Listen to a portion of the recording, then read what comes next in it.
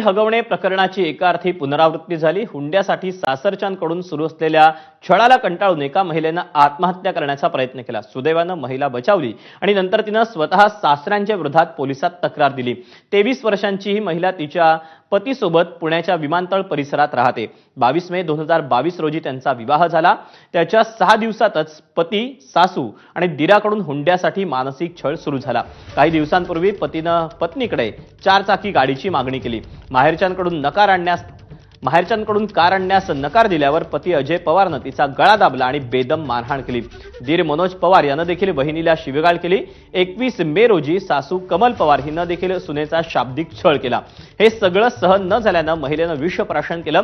सुदैवाने ती वाचली। आता तिची प्रकृती ठीक आहे। तिने स्वतः पोलिसात पती, दीर आणि सासू विरोधात तक्रार दिली आणि त्याच्या आधारे पोलिसांनी गुन्हा दाखल केला।